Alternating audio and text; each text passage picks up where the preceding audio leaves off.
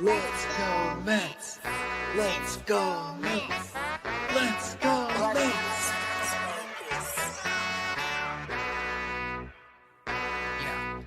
Yeah.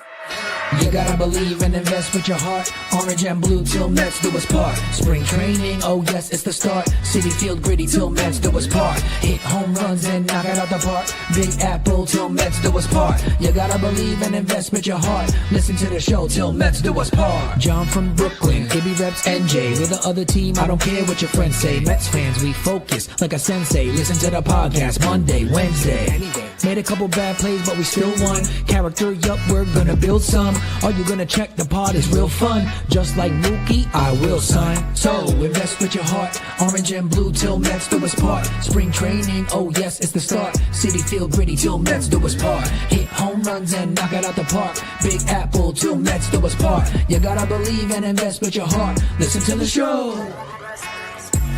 Available now on all streaming platforms. If you love the New York Mets, check out Till Mets Do Us Part.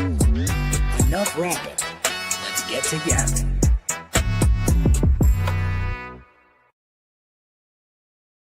What is up, everybody? Matt Ibanez here, a.k.a. Ibby. Till Mets Do Us Part, checking in with you live on a Wednesday, 5:30 p.m. Eastern Standard. And as you can see, I'm flying solo today. John, unable to join us today, had some things pop up last second, unable to be on the show, but no big deal. We want to make sure everything is okay with him. Told him whenever you're good, if you want to hop on later, all good. But for the most part, I think he's taking the week.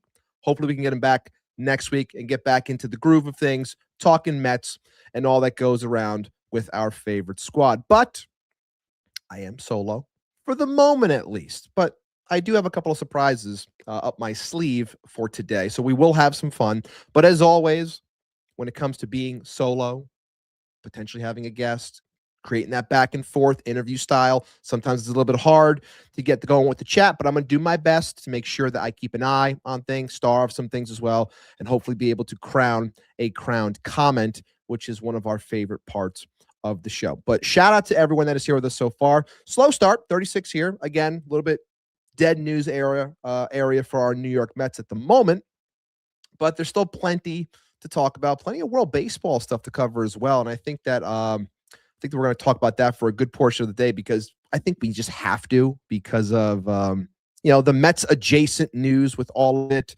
the fact that it's just a beyond frustrating thing to watch as a baseball fan. I got plenty of thoughts on it. I'll make sure that it's heard. But shout out to everyone that is in the chat so far. I see a handful of people. Oh, we got a lot of talking going on so far. But shout out to Ken Thaw. We got Ethan KL in the building. We got Pantrice in the building. Who else is here? We got Brian. We got Brad. We got Armand is here. What's up, Armand? We got Clink. We got who else is here? I got myself. Got Carlos Ortiz in there. We got Julian in there. Shout out to Julian. Let's see. We got Keith Diaz, my man, in the building. Rosie K, as always, appreciate all of you guys. Yes, Ethan, already cracking on me for the background. Oh my God, Ibby, you have something on the wall of your prison cell. Yes, as I've said before, I am working on some things, and you guys with the wider lens now are seeing more things down here. There's a lot of work going on. It's still a work in progress, but no worries. It's going to get dressed up. I think it's going to be pretty cool, all things considered. But I know I said I'm solo. I know I said that, but it's a bit of a lie, because once I found out I was doing the show solo, I said, you know what? I'm going to put in a phone call. I'm going to put in a quick phone call, send out a message, and see if somebody can join me. Because I think today's discussion, some of the things I want to talk about with the World Baseball Classic and some of our Mets, Juan Soto, Mark Vientos, roster bubble stuff, as it all says in the description that you guys see. I said, you know what? I think there's someone that can have a good conversation about all these things. So I put in the call, and he was available, and he's here. So without further ado, as I'm continuing to blow hot air, I'm going to bring him in. This is a man that we mention often on this show, a man that is often in the chat and is in the chat right now. Appreciate the double duty. The host of the Shea and Sons podcast, as well as working over with the boys over at ESB, representing the Mets, the one, the only, Mr. Sunglasses inside, but I appreciate it.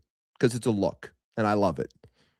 Mr. Keith Diaz himself. Keith, my man, how we doing? Who doesn't love a cheap pop, huh, Ivy? Who doesn't love a cheap pop, right? Of course. I love you, brother. Thank you for having me on. I love you guys, man. Shout out to John. Hope all is well. Shout out to the chat. We're here to talk Mets baseball and just baseball in general. I'm like the substitute, affiliate. So I'm here whenever you need me, my brother. I'm here. Let's have a great show, my guy. Yeah, of course, man. Thank you so much for coming on. And, I was joking in pre that, whenever we get together, it's always, I have stuff written down. I gave you the rundown, but sometimes we just tend to go off the rails and things take us wherever they may. But in general, I think we got ourselves a good show today. I think the chat's going to help us as well. But, I got to start in the first place. And I know you said this, I think you tweeted this, or you might have said this in our group chat. I can't remember. But I know you had said somewhere that, the Mets are going on spring training and we're all watching it, when we can, obviously, or just following along and reading. But our eye is there, but a lot of our eyes are on the World Baseball Classic as well. And it's more fun baseball. It's crazy crowds. It's insane celebrations. It's just overall fun. It's what the game of baseball should be. And I thought that when you said that it was right, it's like, yeah, I'm watching the Mets. Of course, I talk about it every week. I'm always taking notes, looking at stuff, wondering what's next, what could come. But I'm still watching the WBC, and I think it's appropriate to have you on today, like I said before, because a lot is going on within the WBC, especially last night, which we're going to get into because we have to. And of course, your groan there is fitting because I couldn't believe what happened last night, mainly from a standpoint of it's one thing to question lineups. And we as Mets fans, we know that this fan base questions lineups a lot. But seeing that lineup last night from the U.S. against Italy, knowing they got to win the game, there were some question marks. And I'll let you say your piece as well here. But for me, at least, I saw it. I'm like, all right, no Harper, no Schwarber, no Terang. Like, I get Henderson over Bregman. I'll get that one. No Buxton. Okay, but all right. It's like, I don't know why we're going so soft here with, trying to get some of these guys going. It's like, you got to win this game. And then we see some things go about. They're half asleep, bad at bats, not hitting the ball. Clayton Kershaw warming up in the seventh or whatever it was, seventh or eighth inning, just seeing these things. And we're like, do they realize that they can't let these guys score anymore? And you got to try to win this ball game. And then everything that comes out with DeRosa after the fact. Talk me up here, Keith. What are your thoughts as you're watching that game last night as it's all happening? All right, first and foremost, yesterday was just a weird day, like straight up. It didn't matter the sport. We got trades not falling through in the NFL. You have just whatever happened in the WBC. You got your average power forward almost scoring 100 points in the NBA. Whatever. Unbelievable. Ridiculous. 40 freaking free throws. Shoot me in the face. Like, come on. Anyways, back to the topic. Okay. So this American team, specifically just this team, has done everything possible in the media to tell you, myself, everybody in the chat, and everyone of this great nation, because we are American. Yes, I'm Puerto Rican, but I am American. So I'm rooting for Team America as well. This team has done everything possible to let everybody know they have aura, the vibes. We have such a great group of talent. All that. They keep throwing it in your face, right? I have yet to hear any true lick of baseball talk from these people. And I was worried about this when you put all this talent together. You do like this all-star game kind of roster, right? And you just mesh it. It is incredibly difficult to manage that for one human being, let alone a guy who is the night manager on the TV channel called MLB Network, all right? Not a professional coach. So we will move off that. Yes, correct, Rosie. He did mess up. But my issue was from the get-go, Ibby, we as Met fans were excited because we see Clay Holmes, we see Nolan McLean, and then you see that they're going to be in a rotation or in a pitching group of some sort, mixed with the likes of Paul Skeens, mixed with the likes of Tarek Skubal, etc., name after name after name, and it gets exciting and it gets better. And oh my gosh, we're a part of this, so it's important, right? And then you start hearing how they're going to line things up. And we get a little excited because we're proud of Nolan, right? We do respect. We have a very high bar for Nolan. And then you hear he's going to be like maybe the starter for the final. And then you start hearing other guys not being able to pitch more than X amount of innings, or the team is not letting them. Like Tariq Skubal got the contract stuff. We get it, et cetera, et cetera. Skeens is only doing 2 outings, et cetera, et cetera. We get it. And it just felt like as we got closer to this tournament, things just kind of got a little bit like icky, right? It didn't feel natural. It felt like they knew that they were going to be in a bind with guys who are scheduled to throw on certain days, guys who aren't going to be throwing much. You know, it just felt like that's a lot of planning for a regular team, let alone superstars with a guy who's never really truly done it with this amount of talent. So I always had this weird feeling in my stomach that something could go wrong, right? McLean, like there's starters that are coming out of the bullpen, like Matthew Boyd, etc. So, and then you got to figure out who closes games. It's a lot. Like it's a lot for just any team, right? We as Met fans know what happens when it comes to getting a guy out of the bullpen. Hopefully they don't mess up. So this has been a lot for DeRosa, but the thing that I'm really upset about is that they were given a chance. Skeens made it very clear that he'll pitch twice. He didn't say he needed to pitch the specific day. DeRosa made Skeens pitch against Great Britain. Right. Like, we could have had Nolan pitch that game. Now, listen, I would have never had a worry with Nolan. But another thing with Nolan McLean, obviously we know him. We know that maybe the minute there was a game against Detroit last year, and there weren't many starts, but we knew he gave up like a homer or something like that, or a run or two, and then he locked in. So, okay, he gets into a little trouble. The first inning was great. Gets into a little trouble, but it doesn't stop, right? And this is a lot for a young man. Of course. And DeRosa doesn't know him that well. Like, and it just keeps going and going. And yet we know that this is his scheduled throw day. He has to pitch, whatever. But throughout this whole game last night, and even when he brought in Yarbrough for the Yankees, another guy scheduled to pitch. So no matter what, had to follow the script and use who he had to use, right? It wasn't like truly like gut call. I need to go to this guy, I need to go to that guy. No, we're going to go this one, that one, because we planned it this way from the get-go. But there was no in-game adjustment, and it frustrated me because you can see like Italy was no joke. Like, shout out to Italy. Yeah. Straight up. Italy came and you called it too. They've been my sleeper team, but I did not expect that. That is amazing. I'm so happy for them because there's so many really good Italian baseball players that we don't even really talk about. So shout out to them. But I'm watching this guy in the dugout just not move. He's like a slug. And he's giving me this vibe as if, oh, it's fine. It's okay. Yeah. And then middle of the game, I look at my phone, there's a video going viral, Ibby. You know what that video was?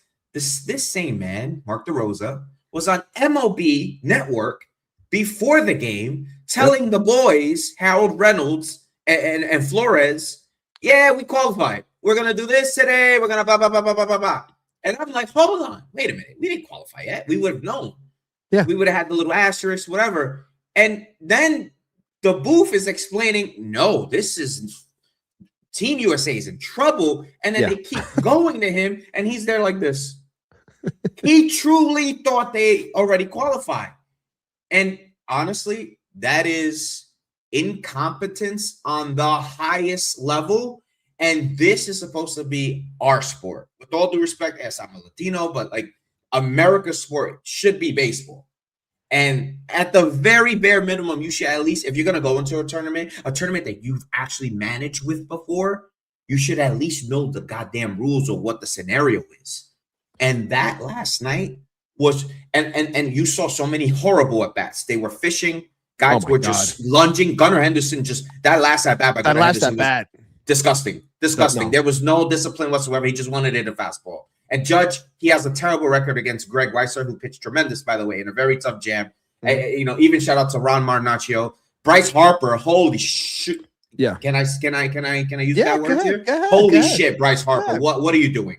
What is the point of Bryce Harper on this team? He's got like 2-3 hits. He's done nothing but trash the tournament, complain about it, and then tickle Aaron Judge's butthole. Like, this is ridiculous. And honestly, I've gotten the vibe from a good amount of people on this team that they thought they were just going to walk right through to the final. I agree with that. They truly thought, oh, yeah, we're all together. It doesn't matter. Yep. Boom, to the final. Let me, real quick, and I'll wrap up. I know I'm being long-winded. The game against Brazil, yes, they scored 15, 16 runs, but that was a very, very long game. They should have wrapped that up a lot sooner, and that game went on and on and on and on, and it was almost too long, and there was arms being used in that bullpen that didn't need to be used. That's one. Number two, the game against Mexico, they came out guns blazing and then nothing, and Mexico chipped away, and we barely got out of that. Barely. And Mexico's a good team. And then last night, we had to rely on the likes of Pete Crow Armstrong. Pete Crow Armstrong was the guy carrying this team when you have superstars, MVPs all over the field, and Pete Crow Armstrong is the guy that's bringing this team together. Shout out to Roman Anthony and Bryce Terang. Why is Bryce Terang on the bench for Ernie Clement? I don't know. I don't know. You know, and there's just and honestly, listen, I know Kyle Riley hasn't done much. Listen, Will Smith, all right, cool, I guess, but this is not a Dodger uniform. If it's a Dodger uniform, cool. Goldschmidt, honestly, don't even know why he's there. Don't even know why Paul Goldschmidt did. That should have been at least Pete Alonso, Nick Kurtz, Matt Olson. It could have been any of those guys. Yeah. And honestly, it just felt so arrogant from top to bottom yesterday that I was disgusted. It just rubbed me it rubbed me in the wrong way how Mark DeRosa and that team was just they thought that they were going to beat Italy just by being there. And good for Italy. Good for Italy. And I mean, everyone can obviously question the pitching of Italy, but we all know that they can hit. They've shown that to this point, and this team just I think you're spot on. Like, they came into this thinking, you know, we are who we are, and that's all that matters. And it's almost as if everyone's going to cower in front of us, and we're just going to win these ball games. I mean, I was, once that video came out, it started making a lot more sense. Like, you see something when it first happens, and you're like, what the hell is this lineup? And then you see this video, and you're kind of like, oh my God, like, this makes a lot more sense now. And then you see Kershaw, you're like, oh my God, like, this really makes sense now. Oh, Kershaw, how fat did he look? Oh my God. And then you have it where, you know, this, where was I? I mean, where was I even going to go? I'm so put off by this entire thing. I can't even find my own thought. But just the fact that the video, you were talking about the video and the video. Yeah, the video comes out, and like, this guy, and then of course MLB takes it down. They're trying to backtrack it. Like, they deleted it, and then they made it worse by deleting it, and then they put it back. And then they put it back. It's like, I mean, the fact that the other thing that he said was like how out late they were. Like, clearly they thought after that game with Mexico, they're like, we're set, we're good, we're gonna go, we're gonna party, we're gonna get back late. Like, are you fucking kidding me? Like, you guys got a ball game to play. So everything makes more sense now about wanting to get guys going or whatever. Because you want Goldschmidt in the lineup because you want him to be, you know, ready for a pinch hit later. Like, he's a professional. He doesn't need to get the start in order to have it. Like, I know Harper has been doing much, but I would much rather hope that Harper could run into one as opposed to Goldschmidt being out there. You know, shout out to Julian in the chat. I know Julian's a big Blue Jays fan. I appreciate the support here, brother. Like, he likes Ernie Clement, but like, Bryce Terang is a guy, like, he's been having great at bats. Ernie Clement is a very good baseball player. There's no shade, but he's cold off the bench. Yeah, Bryce Terang's been hitting. I think it was Clement. I think it was Clement's at bat where it might have been like the fourth inning or something. And I'm watching the game, and I'm sitting there, and I think he ripped one down the line. The third baseman was just there and made the play. I was just like, not tonight, boys. Like, just you know, like, as a Mets fan too, like, you just know when something happens like that, you're just like, not tonight. There was I don't know who hit it. There was a fly ball that looked like it was gonna hit off the wall, and they came together, and one of the Italian defenders just stuck his glove out, went in right into the glove. I'm like, you know what? They're gonna lose. They're gonna lose. Yeah. It was wild to me, all of this, and I know, Lazy Mary in the chat has been very active today when it comes to, the damage control that's going on at MLB Network and how they're trying to protect and change things and just the overall, vibes or whatever. But like, this is a major, major screw up. And I know some people are going to say, who cares? Doesn't mean anything. But like, just in general, from a standpoint of, representing your country or what have you, and being bestowed the honor of being the manager when, shout out to the guys over at FT where they're talking about, you could easily name 10 other people that could have managed this team. And you chose somebody without experience. And, a lot of people thought that, Mark DeRosa was someone that was getting snubbed by a lot of teams over the last handful of years when it comes to managerial jobs. And you're like, well, wait a minute. If we're watching this right now, maybe there's a reason why he's been getting snubbed and why he hasn't landed a job to this point.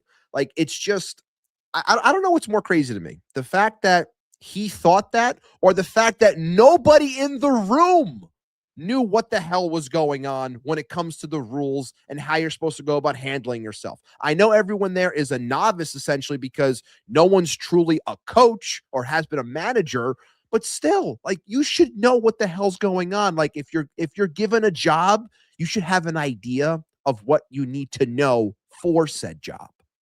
And then the crazy part is that so many people, like, they downplay the tournament. Obviously, the tournament does mean something. Like, clearly, it's a big deal. It's gotten incredible ratings. It's been a big deal. It's been so much fun, yeah. And it's real fun, yeah. Outside of what happened yesterday, truly, like, it's been nonstop action, dramatics, and everything. Where I get caught up with this whole thing from yesterday, truly, is that, like, the lack of, like, awareness to everything. Because he kind of aired out all the like things you would do if you already won the tournament. They were partying. They had a great time after they beat Mexico. They were so locked in. The Mexico game was the biggest deal because we've lost 3 straight games to them. Can they beat them? And the way we beat them was we just got by, right? We didn't do much to really pat on to that game. They hung out in the locker room late. They were tired. And then yesterday, the day of game day, they can't hit Michael Lorenzen. Half of these guys on this roster, maybe all of these guys on this roster, probably have at least one hit of Michael Lorenzen. And Michael Lorenzen, anyone who plays fantasy, and I know me. Oh my God! Anyone knows that if you had Michael Lorenzen or you knew someone that was starting Michael Lorenzen, you knew it was either going to be great for you because you don't have him, or bad for you if you did have him. But that goes to show you, like, the type of. And I'm not trying to bury the guy, but in general, a lineup like that, regardless if it was the B or C lineup being run out there, they still should have hit the guy. 100%. I mean, he could only land a job with Colorado, and good for him, granted. But listen, we're Met fans. We're not here to just completely bash things. I get it. Yeah. But you know what happened yesterday, Ibby, that really rubbed me the wrong way, Ibby? What do you got? That everything fell into place for Aaron Judge to do the Aaron Judge shit. And I knew it. I said. And you know what was even more irking is that right behind him was Kyle Schwarber. And I said, if Kyle Schwarber was batting right now instead of Aaron Judge, I guarantee you the United States would have came through. Because you just know, and I feel the same way. And I'm telling you, it's just written right there. And I'm just like, this game's going to come down to him, and he's going to get the cheap way out. He is, I'm not familiar with anybody here who really follows the NBA, but he is MLB's version of James Harden. He is going to go into the Hall of Fame. He's going to walk into the Hall of Fame. Has tons of he has 2 MVPs or whatever. He's a hell of a player, whether he's old or young. He's incredible. He's awesome. But when the lights are most bright, we have yet to see what he could do. And that is a clear knock on the guy. And Mark DeRosa, with all due respect to Mark DeRosa, I'm not saying he should have subbed him out or anything. I'm not trying to, that part, it is what it is. These guys should have gotten hits of Lorenzen. Yeah. But you put yourself in a position that you had to crawl back from only 8 runs. Yeah. And you're subbing in Harper. You're subbing in Terang. Gunnar Henderson clearly a very, very good baseball player. Yes. But last night he was playing with his head on fire. A lot of these guys are like, they're locked in, yes, but there's nerves. Like McLean started out that game incredible. Those first 3 batters, McLean looked insane. Adrenaline through the roof. Absolutely. The first bad pitch goes over the fence and everything goes to shit because these guys are playing with like literally everything on their shoulders. They are literally, and a lot of these guys have never been in this environment. Gunnar Henderson has never truly been in an environment like this. Nolan McLean has truly never been in environments like this. But I've seen Aaron Judge in this environment. And you know what? My partner, she tells me all the time. She goes, I think he's a great player. And she's a Yankee fan. I think the world of him, but he's not Derek Jeter. And you know what? He's not. And no, I don't think no one will ever be. But at some point, like we gotta like as a country, we gotta understand like, yo, this guy, the one knock is probably gonna be the biggest knock of his career, gonna be the biggest talking point ever. You got Kyle Schwarber. We could have had so many other opportunities. Bryce Harper comes in cold off the bench, pops out, lazy pop out to left field. That's another guy with a lot of October experience. You use them in an at-bat earlier in the game and he's batting 7th. Bryce Terang was hitting. Ernie Clement, fabulous baseball player. I love Ernie Clement. That's not this that using him the way they use Ernie Clement was detrimental to Ernie Clement. Mm-hmm. Ernie Clement was really good in the postseason, but like, you can't just be like, all right, now go save the day today. That's not how it's done. Byron Buxton has done absolutely nothing. Absolutely nothing. Roman Anthony right now has been our best player. Agreed. Roman Anthony has been our best player.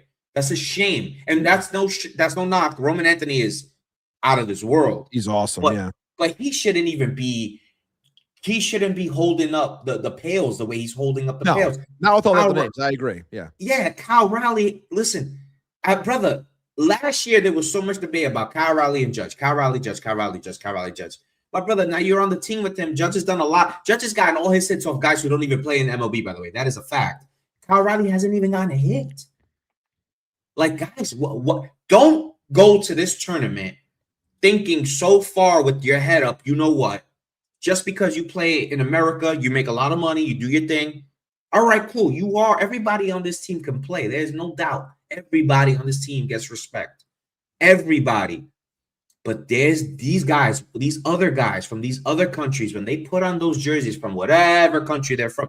Brazil, listen, Brazil got dominated. They didn't go down quiet. They fought. They got 5 runs off the American team. Why should they get 5 runs off the American team with that pitching staff? It's insane. And Great Britain, we blew them out, but they didn't quit. They didn't just lay down. Like, there's this pride factor that we need to adapt to. It needs to happen. And if they get by tonight, if by the grace of God, they somehow escape tonight's madness, that what it is to qualify or to get eliminated, they have to show up in the quarterfinals as if it's Game 7 of the World Series for 3 more times. They can't, because we are on the verge of getting severely embarrassed. Severely embarrassed. Ant bringing it up here, saying how, this U.S. team has put out the vibes out there that this tournament doesn't mean anything, between what the likes of Harper and DeRosa have said, just goes to show you that, I agree with that statement. They don't want to be here.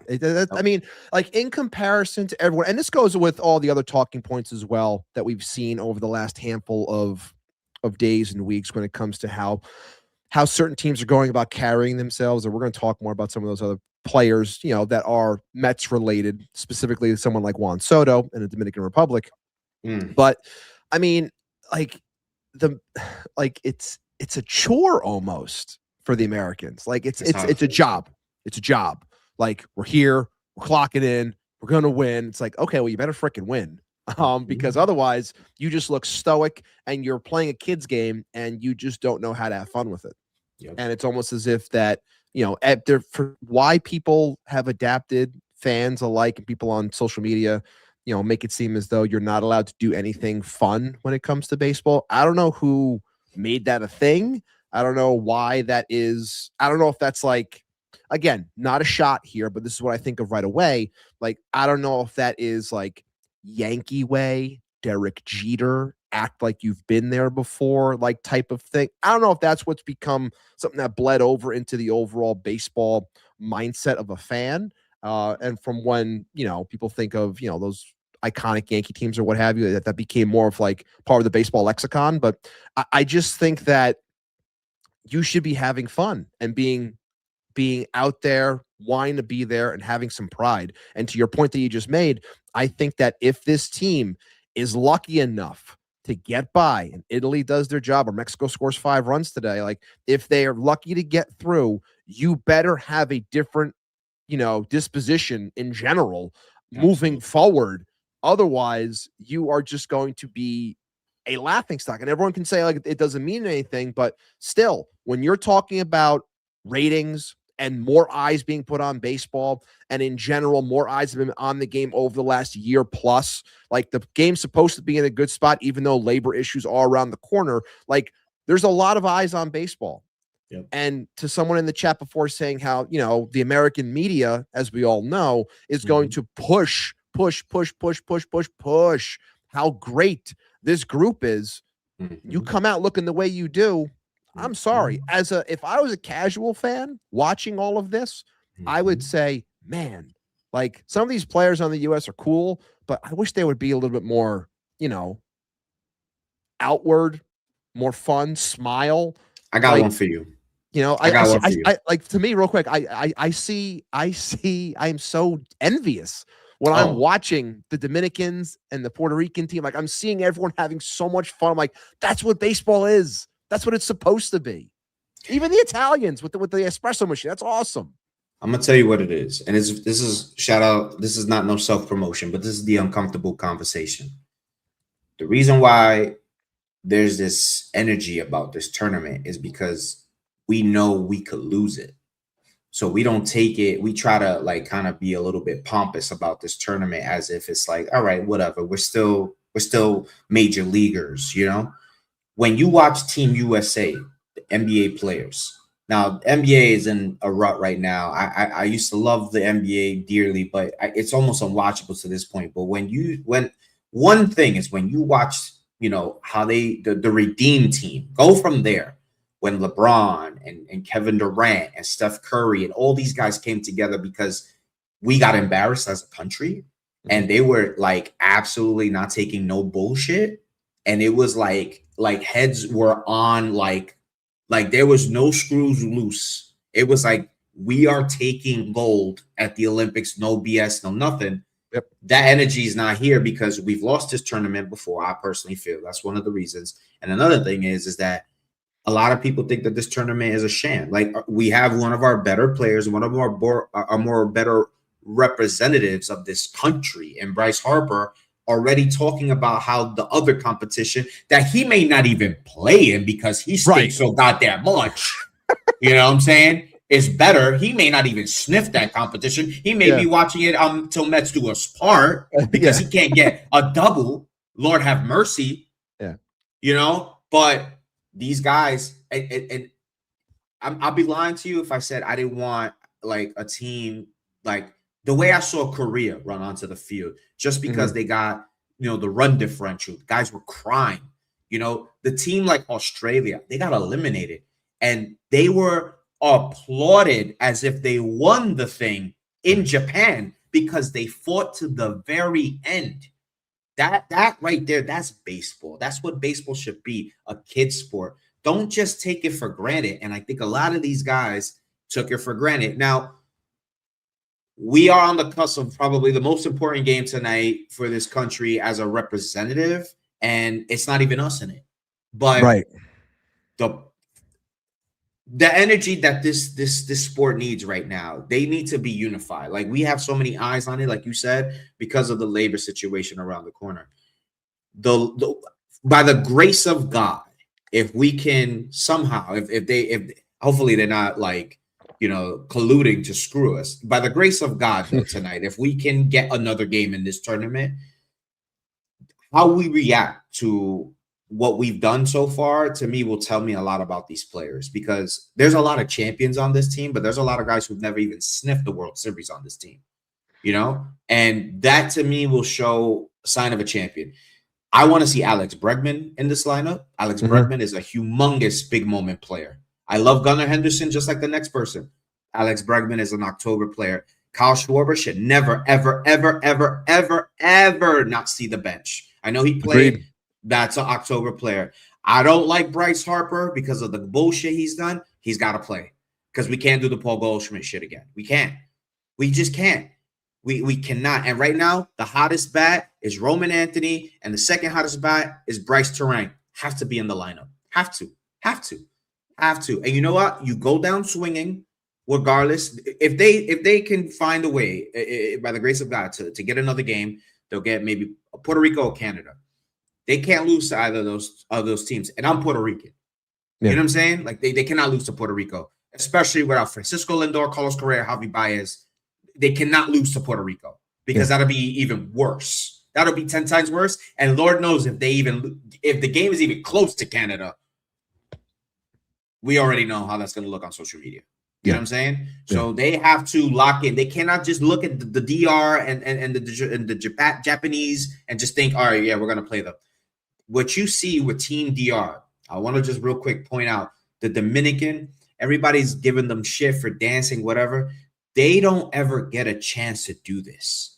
They are together for about a week and a half, just a week and a half throughout the year. They are together, and they're saying, there was an interview. Albert Pujols told the team, you guys could get a day off because you did so well. And Junior Caminero, 2-year pro, baby, told everybody in a locker room with MVPs, candidates, superstar players, said, nobody's taking the day off. We're going to the field to field grounders. We're going to do pop-ups. We're going to do all that. We're going to do the drills. We need that energy on Team USA. We need that energy. This team, if they're like I said, if they're lucky enough to get through, they better show that fire and that game 7 feel that you just mentioned. Like, your feet are to the fire now. Like, you better play up and realize that everyone here is here for a reason, and everybody wants to win. No one is rolling over for you. Nobody cares who you are. Like, you have to go out there and you have to play the games. Very good point. So, like, I mean, to get off of them, because I'm disgusted from everything that we've talked about so far. When it comes to our Mets, obviously, Juan Soto and the Dominican and all that they're doing. Like, I know that there were some talking points. It faded quickly, which it should. But when it comes to, Juan Soto, oh, he's so happy. He's doing the shuffle. He's doing this. He's doing that. You don't see this version of Juan Soto when he's on the Mets. And then when he has, obviously, the question asked to him about the most fun that he's had, he obviously brings up his time with the Dominican. And he mentions a World Series run and win with the Nationals, and a World Series run, but failing, obviously, in the end in 24 with the Yankees. Yeah. Of course, any freaking player, the most fun they're going to have is when their team is the last one standing or is one of the last 2 teams standing. Of course, it's going to be fun. That means the season was incredible. Whether you walked away with it or not, obviously, that's going to determine the overall vibe. But still, you get that far, of course, that's going to be the most fun that you've had. And I would not expect, I would have smacked Juan Soto if he ever said that the 25 Mets team was a fun team, because it was not. So to think about Juan Soto for a moment and this spotlight, do you look at him now? And we talked about this over the last 2 weeks on the show. I talked about a lot when she was on too. Do you think that this version of Juan Soto that we're seeing, not only in this tournament, but how he carried himself for the brief time while he was in Mets camp, do you think that this can be similar to what we saw when it comes to the likes of year 2 Francisco Lindor, year 2 Carlos Beltran, like being comfortable to the point where this is a man on a mission that you can understand why he has the balls to call out Shohei Ohtani and say, like, hey, I'm on your heels and I'm coming for you? I said this on Anthony's show. Shout out to Subway to Shea, always Anthony Rivera. and I got a lot of flack on it on TikTok, and I just don't care. It's very hard to play in this city, regardless if it's for pinstripes in navy blue or pinstripes in blue and orange. Agreed. It's very hard. You have to have a good set on you to just say, you know what, I'm gonna go play in that city. It's cold, it's crazy. The fans are out of their freaking mind half the time. The media is on another level, and yeah, you have to perform day one because we're gonna be on top of you. I think what I've seen from Juan Soto, I don't understand Met fans half of the time because they dig way too deep. To me, Met fans should be jumping for joy to see Juan Soto like this. Because last year, they were waiting for him to smile. They were waiting for him to look happy. They were waiting for him to all this stuff. And yet, it never came or it came at a time where it was like he grew into it. And they were waiting for him to play the Yankees. All these made-up storylines. He came into camp like this. He came into camp. It looked like he wiped the slate of 2025. Yep. Honestly, I don't know what baseball player would have enjoyed that team, let alone the fact that he had the pressure of the contract talks and what he did. This is a year when now nobody's talking about the money like that. Last season, everybody talked about the money. They were talking about what he's going to do. He probably performed angrily, like with a real attitude because he was so pissed off that he wasn't doing well from day one. Yep. Now you get to see him this year when he gets back to Port St. Lucie loose. I hope to God, honestly, like everyone can just accept this guy for what he is, because it's like he's in a petri dish to all these Met fans, and it don't matter the day of the week, they want to pick this guy apart. I am so happy he's with these guys. I'm so happy he's loose. I've seen stuff from him that I'm like, yo, let him, just leave him. Like with the baseball in Queens doesn't start for like another 2.5 or 3 weeks. Leave him with those guys. Let him enjoy it. If anything, excuse me, I want him to win the tournament so he can come to Queens and feel like, all right, now we got to win this and be the leader that people keep crying that he isn't and all this stuff. And honestly, I don't know what they want him to say anymore. I feel like Met fans, they don't even know what they want him to say. Yeah, they don't even know. I feel like Met fans don't even know what they want, because who enjoyed last year? I didn't. I hated last year. Last year sucked. I'm sorry. Yeah. Last year was miserable. We saw players who didn't belong in the major leagues on this team. It was ridiculous. And we somehow almost made the playoffs. Ridiculously. It just didn't make any sense. And honestly, if he does, damn if he doesn't. If he goes out and says, you know what, I love the Mets. 2025 was amazing. They were going to be great every year. I'm going to be on this show. You're going to be on this show. John's going to be on the show. It's like, what is wrong with this guy? Well, like, is he okay? Did he fall on his head? Or if he goes out and says, you know what, I had really good times, with these teams that I'm successful with, and I want to have more success or whatever. Oh, he loves the Yankees. I think Met fans are obsessed with anything Yankee related, because they just cannot get it out of their mind that, like, oh, the Yankees said something, I gotta say something back. Let me tell you guys something. Let me talk to every single one of you Met fans out there. These guys are envious of you. They probably don't even know it. They still cry. Yeah, they know. They cry about this man to this day. To this day, they remind you, Met fans, about our failures. They love to just focus on everything but themselves. But they have the best player in baseball without a ring. Why are you worried about Juan Soto in Queens then? Why? Why is that on your mind? Why do you care so much? Oh, his aura's gone. What the fuck? What the fuck? Like, we're grown-ass people talking about aura? Like, yeah. I bet you if you asked Juan Soto to spell aura, he'd be like, what? He wouldn't even know what to do. Yeah. Like, come on. Like, this is like, it's so pathetic and beneath. Like, tribalism is fine. But when it gets to a point where you start forgetting, like, yo, you could pump your chest out without having to always make it about one simple thing. If the Mets go to the playoffs this year and Juan Soto does his thing, are you going to sit here and respond to a Yankee saying, oh, why doesn't he have a ring yet? What the fuck? Who cares? Ignore them. The Mets are in a healthy spot, pretty much. That's what I'm saying. And he's happy.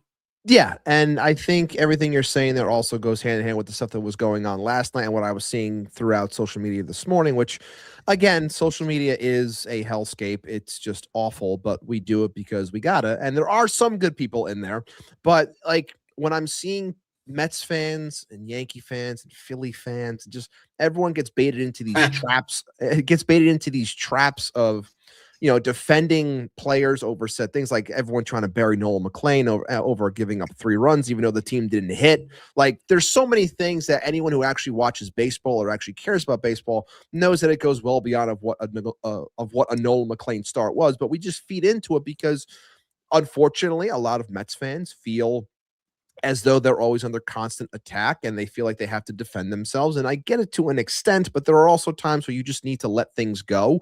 And I think that anyone that brings up Juan Soto that is not a Mets fan, be it a Yankee fan or anyone else just talking shit or whatever it may be, just you should pay it no mind, because they just want you to, they want to get under your skin. There's no reason to. This guy is here. You, as a Mets fan, to your point before, Keith, you, as a Mets fan, should be ecstatic that he is here and that he is building something here. And he chose, again, remembering this. I'm going to bring up something real quick.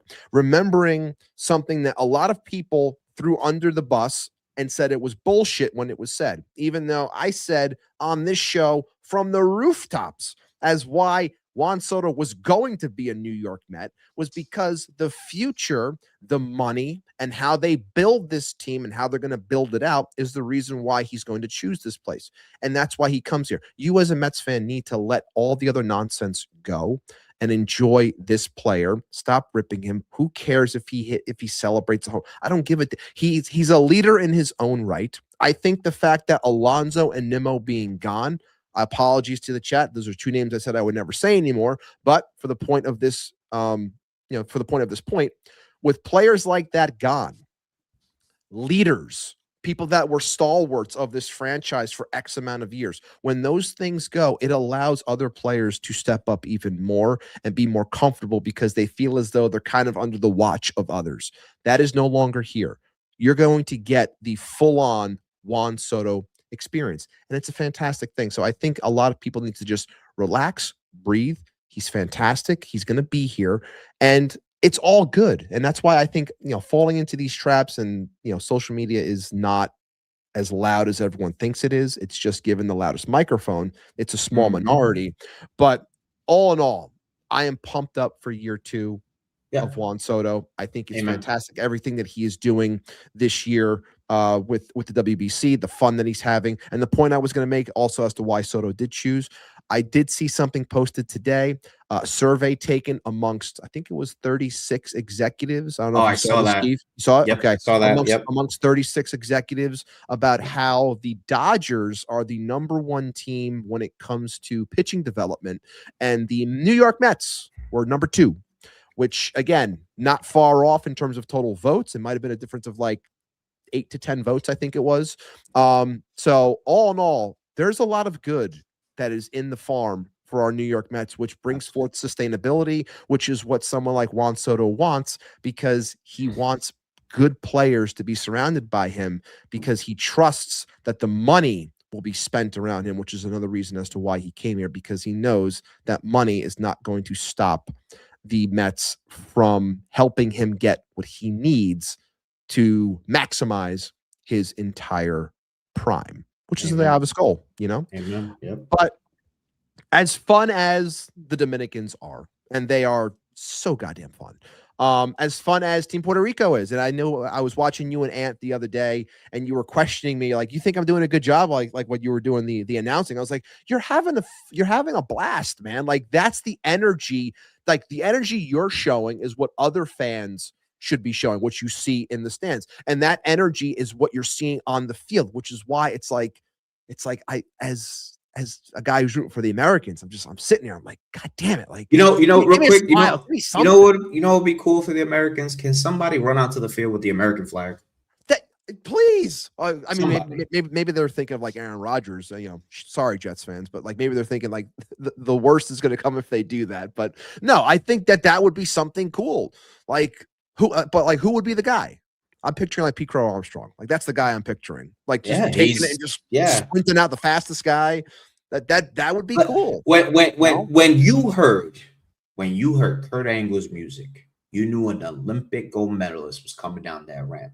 You didn't think it was any other character, but you knew an Olympic gold medalist was gonna come down that ramp, show his gold medals, woo in your face, no matter what. That's right. By the way, one of the greatest wrestlers to ever breathe. But that's what we need. That's what we need, man. We need that. And it's just love Kurt Angle, by the way. Love Kurt Angle. No 5-star matches though.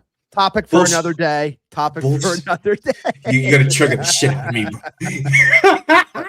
bro. Topic for another day. But to keep the vibes, to close out the first half of the show here, to keep the vibes within the WBC, but also again, Mets related, has to be talked about, and I want to get this out now because I really want to talk to you about this subject because I have my feelings. I'm very curious on yours.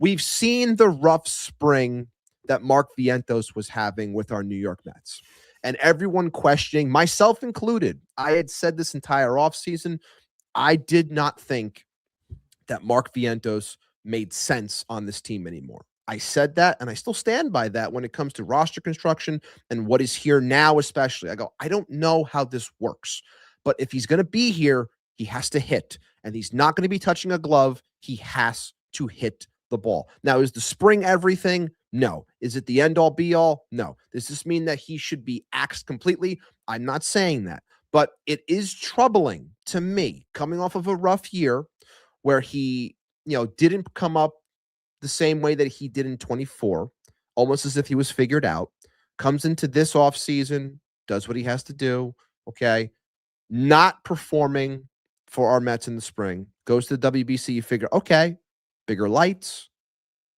better atmosphere, playing for Nicaragua, maybe this is what is going to ignite him. No, nothing at all. Still across both spring and WBC, what do you have? Like one hit? I think he had like one single, something like that. Yeah. So it's like, I'm sitting here. I know he doesn't have any trade value, so I'm not even thinking about that. I put a question out to the chat, which people have been voting on, and I appreciate 24 votes so far. Make sure you keep on voting. Do you think Mark Vientos should make the 26-man roster? 56% say yes, 44% say no. But again, that's near 50-50. It's just showing you the overall vibes that people have on this player. Look, I love everything that Mark did for this team in 24, okay? But we have talked about this, and we've said multiple times on the show as well. You got to bury 24. It's gone. It's, thank you for the memories, Grimace, everything, purple chair, whatever. Thank you. It was a fun run. That's 2 years ago, okay? We need results. This is a team that's had a lot of turnover, a lot of new faces, a lot of young bucks that are coming up that can take spots. The baby Mets are no longer a thing. It's time to grow up. We're seeing things from Beatty. We're seeing things from Alvarez that are making us very excited. Now that Chavez is gone as well. Like, there are things here. So I throw it to you, Keith. When it comes to Mark Vientos, where do you stand on him as a player when it comes to this man being on the 26-man roster? Not to toot my own horn again, this is going to be an uncomfortable conversation. As much as I love the World Baseball Classic, he should have never went. He should have stood in Port St. Lucie. I'm going to tell you why. Okay. Ronnie Mauricio's having a hell of a camp. Brett Beatty's having a hell of a camp. And now Met fans are starting to learn the name that is Jacob Reimer. Oh, yeah, baby. Oh, yeah. The Mets, for those out there, you may not connect with what I'm about to say, but some may. And I know you will connect with what I'm about to say. The Mets are really good at telling you when the writing's on the wall. The Mets are so good at that. Mm-hmm. They will do it in the most subtle, real conniving, but stab you in the front kind of way. Not in the back, but very much like, we told you so, bink, Mm-hmm. And in years past, the tone was, we're going to give him a chance. We're going to give him a chance. We're going to give him a chance. We believe. I have felt this whole spring training period, WBC, whatever you want to call it, that he was on his way to the WBC to lift up his trade value. That's the vibe I've gotten. I did not get the vibe of I need to better my craft with this organization. I have gotten the vibe of you have no more options left. You have truly like nothing else to show us what you are. You're not a faster player. You're not a better defender. You are just a power hitter who doesn't run into a lot of power. Now, it's always good to have a bat on the bench or a bat on the roster that could pop 25 home runs. Don't get me wrong. I'm not ignoring that fact, because if for whatever reason he does make this team, that's fine. We'll figure it out. But where does he go? Where does he, like the Polanco blockage, the Beatty blockage, like where does he play? Like it doesn't make much sense to me. This is something that when David Stearns talks, man, I beg everybody to take notes. I beg, because David Stearns, he does the egg. David Stearns worked for the MCU, 100%. He's an Easter egg motherfucker. He loves to drop Easter eggs. One thing David Stearns has constantly said: we like versatile players. We like players who could do multiple things for this organization. We like athletes. He says these things. Mark Vientos is none of those things. He could play first. He could play third. He doesn't do it good. He doesn't do it good. We got a guy who is learning the position. We got two guys learning the position, and they look better than I've ever seen Vientos look. Yes. And I hate to say this, and I don't want to beat up on the kid, but he should have stood at camp. And he should have looked like he wanted to fight to be with the Mets. Now, I know he wanted to go represent Nicaragua, but to me, it's kind of bullshit. And I'm going to just say it, because he could have been with Nicaragua, he could have been with Puerto Rico, and he could have been with the Dominican. But he knew he wasn't playing for two of those teams, so guess where he went? Yep. But he could have picked the fourth option, and that's Port St. Lucie. You know what I'm saying? And get into rhythm with the Francisco Alvarez, get into rhythm with the Brett Beatty, get into rhythm with the Ronnie Mauricio, because what? Those are the baby Mets, right? Right. But those guys know that what they're doing right now is going to translate to Citi Field, because the goal should be for him to be focused on what he does at Citi Field. Ronnie Mauricio, luckiest man in the organization. A lot of people wanted him out. A lot of people. There were some people that were still staying true. Fine. Luckiest man in the organization. Why? Because the second they're worried about Lindor, all right, cool, we got Mauricio, right? We'll give him the opportunities. We gave Beatty, Vientos, yada, yada, yada, whatever. We got Bo, we got Jorge Polanco, we got Beatty. We have options, whatever. I don't see Mark Vientos anywhere part of this pie. I don't.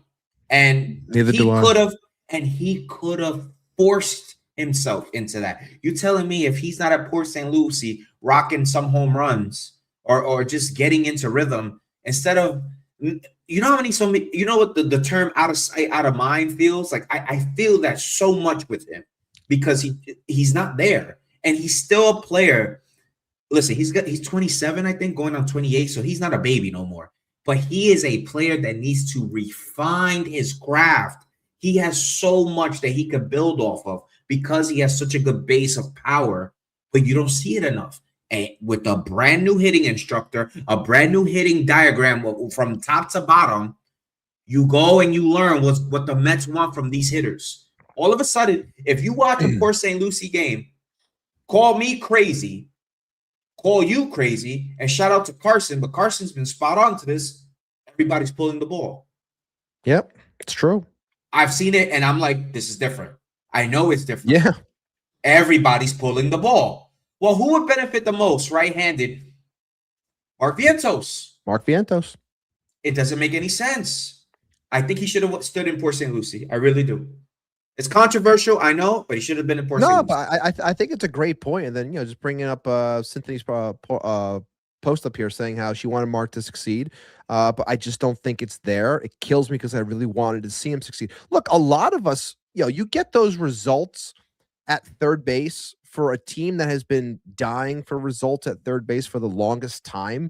And then you get that in 24, you're like, oh my God, like I'll deal with the defense if he's going to provide that type of offense. Like, but again, like maybe I'm wrong here. Maybe I'm wrong. And you can tell me how you feel on this, Keith, but like I see it comes across like everything that you just said.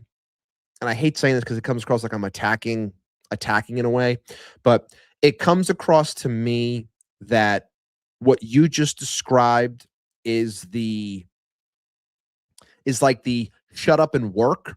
Like nobody cares, just work, or just shut up and just do what you're supposed to do Shut and up and get better. dribble. Yeah, Like kind just of. do, like, but no, not even that. I'm like not even that. But I'm talking about like just like nobody cares, do better. Like just go out there and get better at your craft. Like that's what you should be doing. But to me, I feel that Mark wanted to do the WBC and play for Nicaragua because he knew he would play, because it's more spotlight.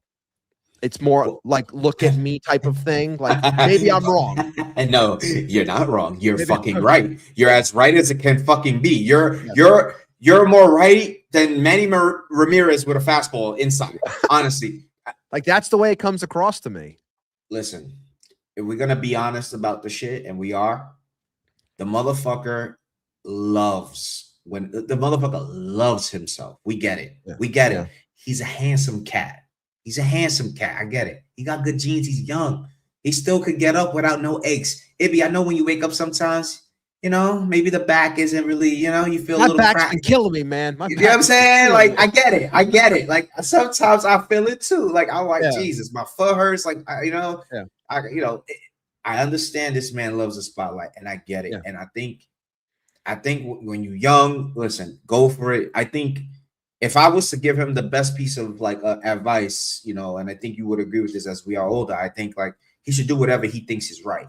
Like, no, he hasn't done anything wrong, right? We just feel like for the Mets point of view, we have opinions, but he hasn't done anything wrong. So whatever he's doing, we feel that if he thinks it's right, cool, by all means, God bless you. But if he wants to succeed here in Queens, it's a different narrative, because we know what it takes to succeed here. I know the guy is a little full of himself. He still has the grimace fucking batting gloves and the elbow pad and everything. I get it. And we've been past that. And I understand that. But maybe he needs to get past it too. And maybe not being here is a good thing for everybody. And I have to call a spade a spade. If he probably is hitting a crossroads in his career, maybe it's best if he just tells everybody, I love my time with the Mets, but time for something new. And it is what it is, right? We have good memories. We have bad memories. Fine. This is like this with a ton of players, right? Why is MJ Melendez a two-way contract?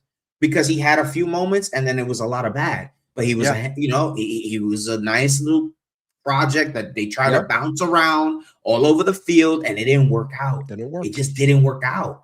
And you know what? This is the business. You got to try and find it and make your name somewhere else. It wouldn't shock me, my brother, if he's like traded to a team like the Cardinals with the young core. He'll get a chance to play a lot. He'll get a chance to get like real playing time. We get a reliever or something back. That might be high praise, because I don't know where his trade value is. Agreed. You know, because God knows what it is with how things are going for him, but it's probably for the best.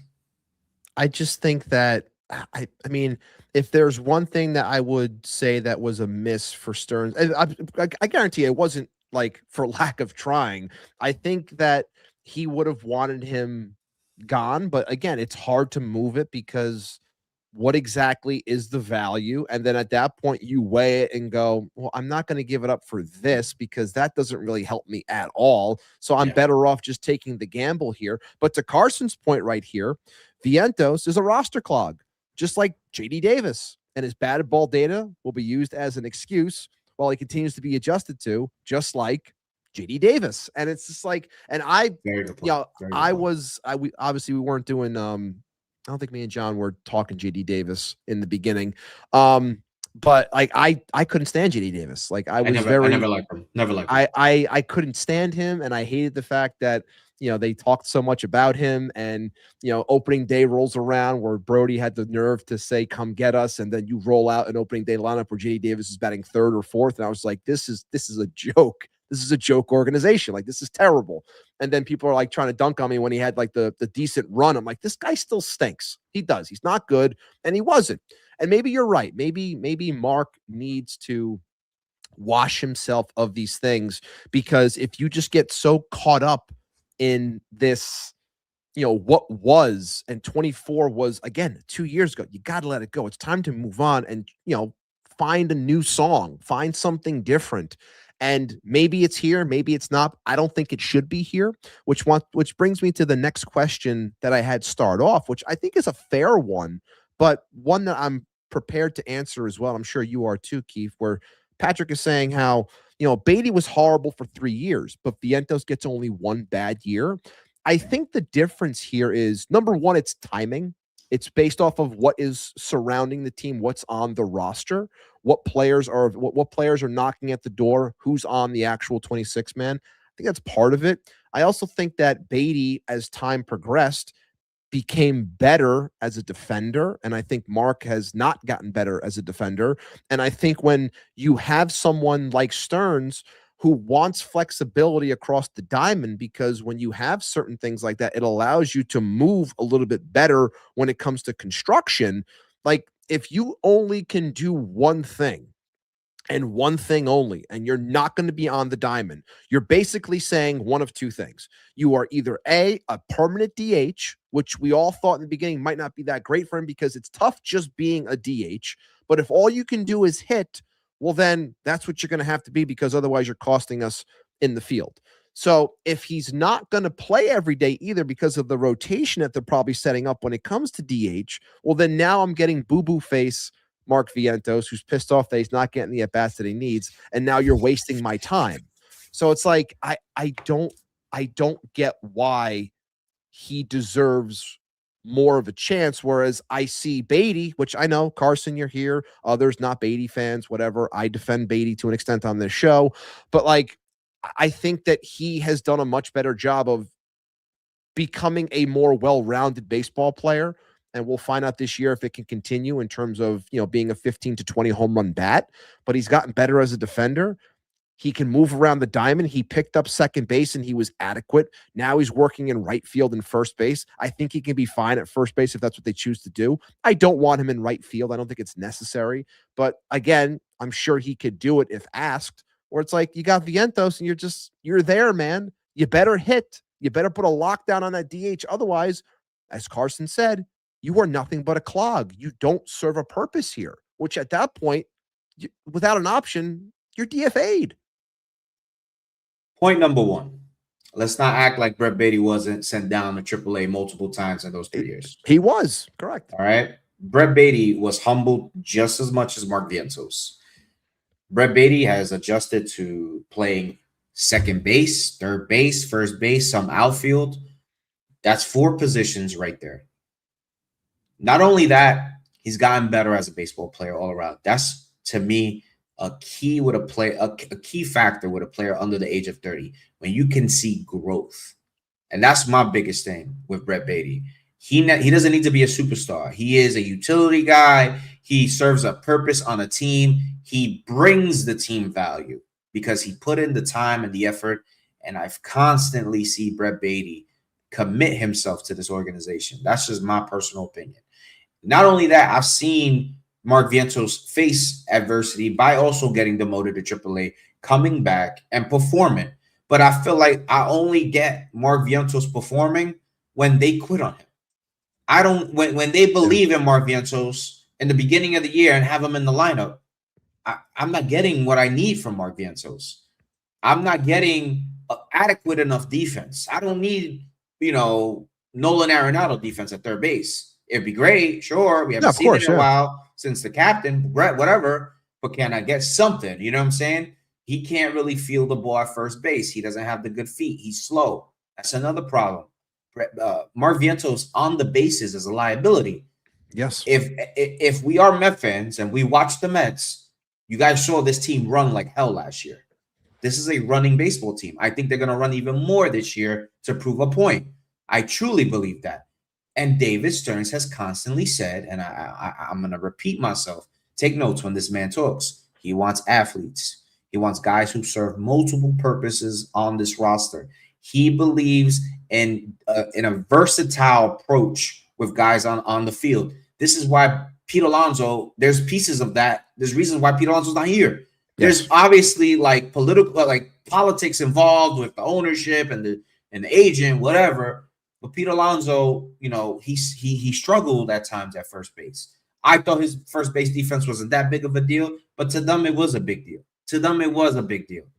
And if we're gonna just sit here and act a certain way towards one of the best players in our franchise, you telling me they're not going to treat a prospect who, or not a prospect, a player who hasn't fully blossomed out of like what he did in 2024 any different? It's not. It doesn't make any sense. And I kind of am glad David Stearns has kept that stern like mantra towards a lot of these players, especially guys who are unfortunately one-dimensional. Because at some point we had to really look in the mirror and say, is Brandon Nimmo truly an outfielder anymore? Can he really withstand like 82 games in Citi Field or in the outfield? What happened? They started DHing him a little bit, and it's going to keep happening in Texas. So listen, there's a reason why Jorge Polanco's at first and going to DH. He knows what's asked of him, but he's a veteran. He brings a lot more to the table. Can hit lefty, can hit righty, has done it in the postseason multiple times, whatever. To me, Mark Vientos had enough opportunities to give us something else, and we haven't gotten that something else. Now, last year, when everybody was around the trade deadline wanting to trade him or not wanting to trade him, he went crazy. I remember the Grand Slam in San Diego, and he kind of took off for about a 2.5 week period. Mark Vientos was hot in August. He had a really, really strong August, and then that was it. Where was he in Miami, right? Where was he against the Nationals in Citi Field? Where was he when Michael Harris was turning into Ken Griffey Jr. in Citi Field? Where was he? In the dugout. He wasn't doing anything because he doesn't do anything other than hit home runs, and he doesn't even do that enough. And that's what David Stearns is trying to tell people. Like, yo, this kid, we probably love him like he's one of our own, but we could only do so much with him. And that's the problem with Mark Vientos. I think the kid is going to make the team. I actually do. I do. But I'm going to be honest with you, man. The leash is as short as it's ever been with him. I was just going to say, I think the leash is very short. Like I posed the question to the chat because I wanted to get a vibe, and it's kind of where I thought it would be, near 50-50. And we've gained, another 10 votes on it, and it's still 56% to 44%. So we're near where it's near almost split. But I really think that he'll get a shot early on, but if he doesn't perform early, like I think he's going to get axed relatively quick. Because I like, and to the point I was making before also, when it comes to, the timing aspect and the type of players and what Keith was just saying about athletes, like if we're watching spring here and you're seeing some of the kids that are in this system that are going to be here sooner, sooner than you realize, like whether we're talking about Jacob Reimer, and I know Carson in the chat, is calling him Baby Austin Riley. Like Jacob Reimer is a hell of a hitter.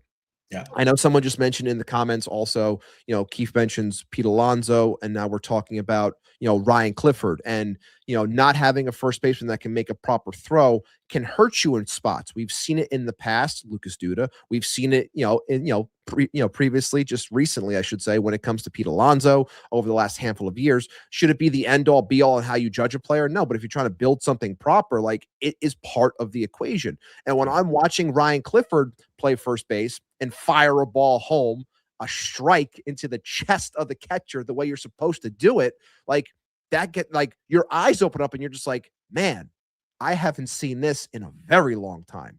So then when I see athletes across the field, I'm watching Carson Benge, who we'll talk about in the second half. I'm watching AJ Ewing, who's putting on a show as an athlete. I'm seeing these things. You're like, this is a different brand of baseball. Like, this is what you have to compete with. So if you're only good at one thing, Mark, you better provide that. Otherwise, you're going to be shown the door. You're going to be shown the door relatively quickly. He's a poor man's Mike Stanton. He's a poor man's Mike Stanton. Very poor man. Yeah. That's just the honest truth. A very poor man. Look, shout out to the 100+ that are with us right now. Appreciate all of you. Make sure you like the channel. Like the video, subscribe to the channel, retweet us if you're watching us on the X side or the Twitter side. If you're here inside the chat, appreciate you. Make sure you sub the channel if you want to be a part of the chat so we can hear your thoughts and opinions on everything Mets and WBC that we've been covering up until this point. Shout out to Keith for joining me on short notice because John was unable to join us this week. So I appreciate the fill-in. We're going to head into the break, and when we come out of the break, You know what we're doing. Some people got to go into the safe. We'll do a little bit of an ad read, and then we'll talk a little bit about the bubble. We kind of hinted at just now with Mark Vientos, but the bubble players, we'll talk some Carson, Benge, and some standouts when it comes to the spring. But I'm Matt Ibanez here, checking in with you live on a Wednesday. That's Keith. We're going to go into the break. We'll be back in 30 seconds. See you in a few.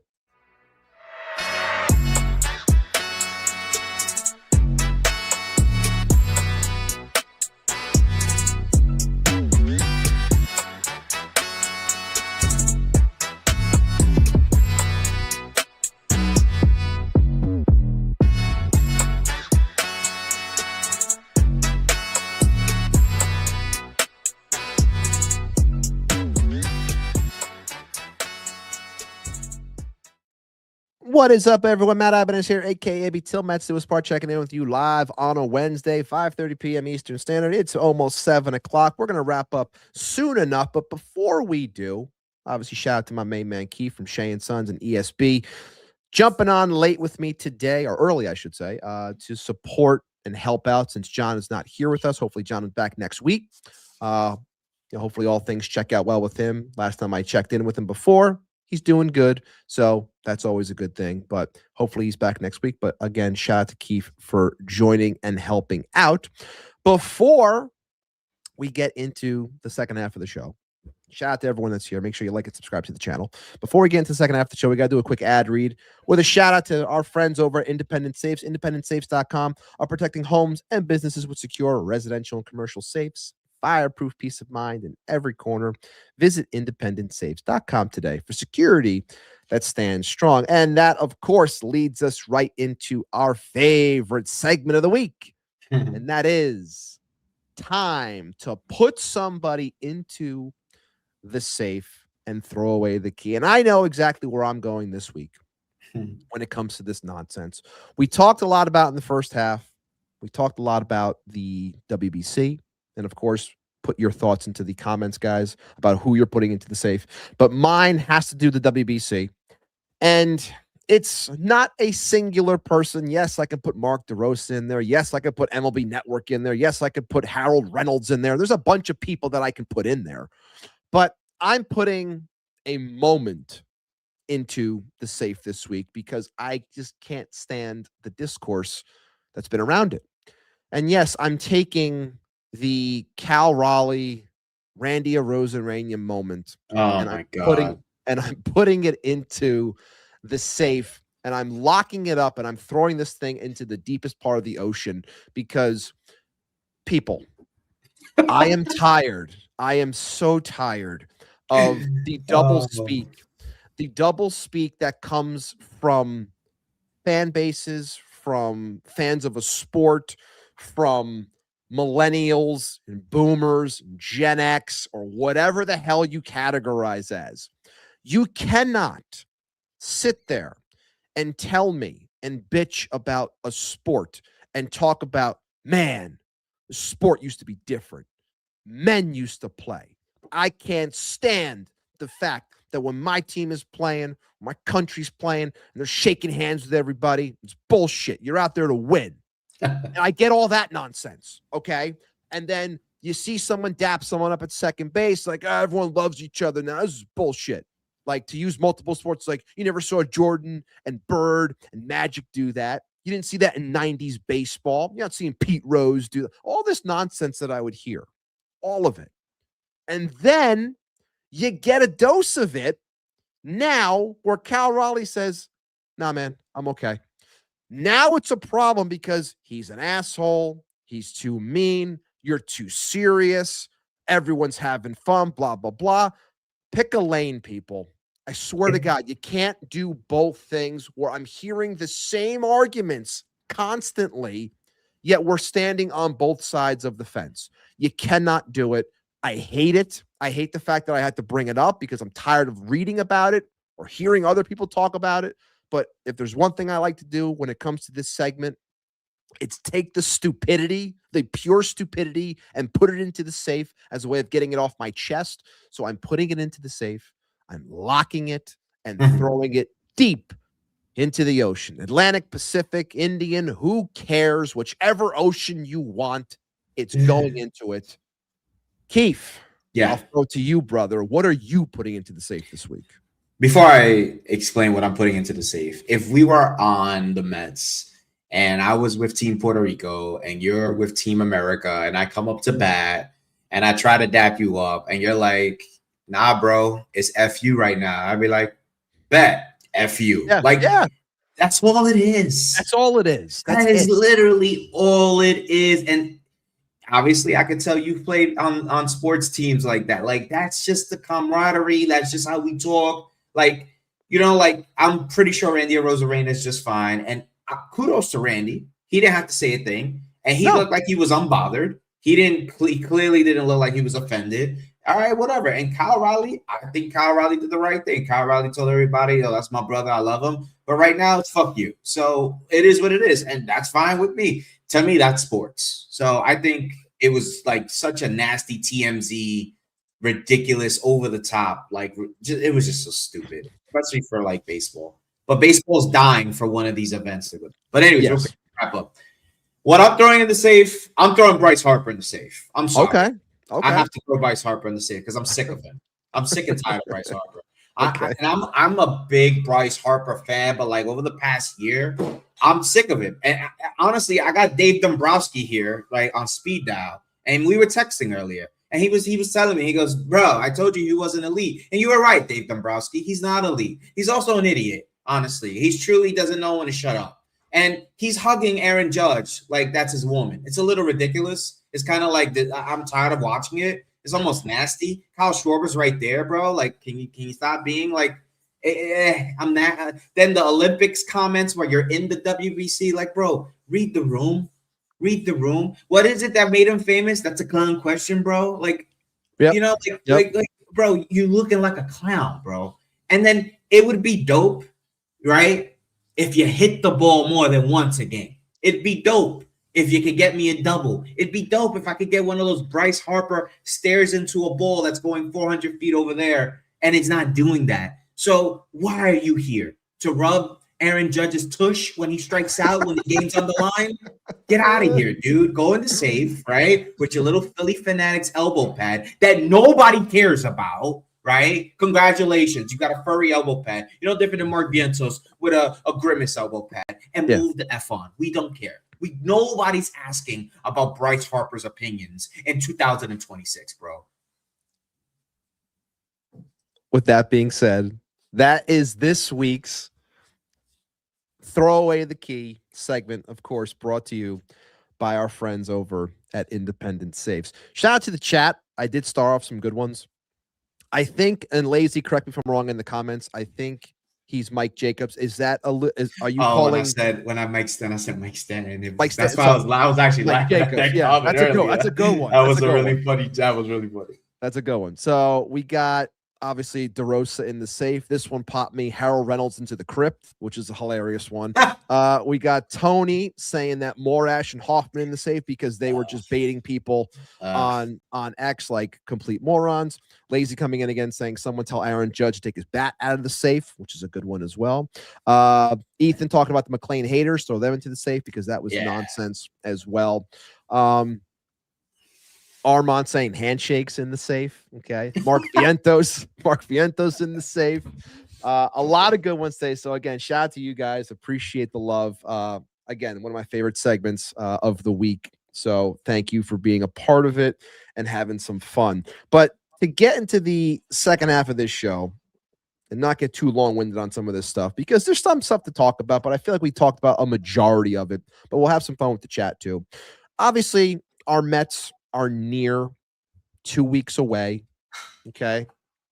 Sad that we don't get to hear Gary, Keith, and Ron at the opener, but either way, it's another story for another day. Also, the fact that we're not getting Gary, Keith, and Ron when it comes we're to not? It's NBC, right? Oh, I didn't know that. I'm sorry. I think first game is NBC. I think Skeens Peralta is NBC. And then I think I just read before that we're not getting Gary, Keith, and Ron because the first Subway Series game is going to be on Apple on a Friday, so we're not getting Gary, Keith, and Wrong for the Subway Series. Can we open the safe again? Like, the fuck, yes, man. TV executives are going into the safe. That's a good one.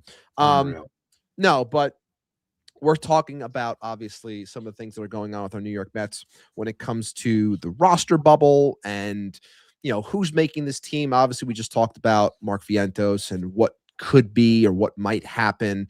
We both believe that he's probably going to make this team, but the leash is going to be very short. So he will be part of that 26. The interesting thing obviously can come from two different places if we want to talk about bullpen, but I think those things are always very fluid. I don't like attacking the bullpen too much, but I'm thinking like more so the bench and right field. Those areas I think are the common place where people are looking in terms of what's going to happen with this team, which obviously I've talked with a lot of people. I talked with John about this. I talked with Gab about this. I'm going to talk with you about it because I'm curious on all Mets fans. And I did see you talk a little bit about it, but we can bring it here as well. And that is Carson Benge, Mike Tauchman, MJ Melendez, the idea of Brett Beatty in right field, options when it comes to right field. Today, March 11th, 2 weeks out. Keith, where do you stand right now when it comes to the idea of opening day and right field for our New York Mets? Carson Benge. Through and through. Carson Benge. I would not hold the handbrakes. I know he needs more time in AAA. But I personally think I've seen enough, honestly. And I'd rather him up here with the hitting instructors that we have here with Juan Soto. I don't know. I just feel like he looks like a major leaguer to me. I agree. He gives me a really good, safe vibe. He reminds me of like what a true rookie should look like. He's really good. He's really young. He's going to struggle, but there's something about him, right? Like I just feel like there's some magic in that. There's kid. that it factor. I sense it. Like and yeah. Maybe it's just because we're so used to not to shit on the guy, but like we're used to Brandon Nimmo lumbering out there. And now you're seeing a guy that is just athletic and he's got this hellacious swing. And I know people are worried because he hasn't hit the many home runs. He had the one home run, obviously didn't categorize as a training stat because it was against Israel. So it didn't categorize there. But like everything I'm seeing from him, it just comes across as I'm ready. Like this guy, it's like, I don't care what you put in front of me. I don't care you're going to put Mike Tauchman in front of me. I know Mike Tauchman's having a solid spring. He's hitting the ball. He's got a strong OPS. Like I get it, but I just think that there is zero reason to fuck around and just be like, okay, I want to put Benge down there for 2 to 3 weeks. Or if I'm going to mess around with the contract and when it comes to the years or whatever, it's like, no, like you can make up for things when it comes to the pick if he wins Rookie of the Year. Like there are ways to get around that nonsense now. So I just think that I'm not banking on Mike Tauchman continuously providing in this spot when the whole idea, to me at least, a majority of this offseason was to find runway for Carson Benge. Now it's going to be stopped because of Mike Tauchman. Like, I don't buy it. I don't. And I've said this for the longest time. I know others are saying it now too. And shout out to them because I think this is the truth. I don't think David Stearns is reactionary, but I do believe that he can pick up on something and understand where he might have been a little bit too lax. And we talked about last year how maybe he waited too long to call up Nolan McLean. Maybe he was a little bit too apprehensive. Maybe he should have been a little bit more progressive in that sense, proactive, I should say. And I think now he has his guy. It's Carson Benge. He's showing out. And I think that this is the perfect time because also he's his guy. Shout out to Carson, always saying this too. Carson, Mets Weekly, that is.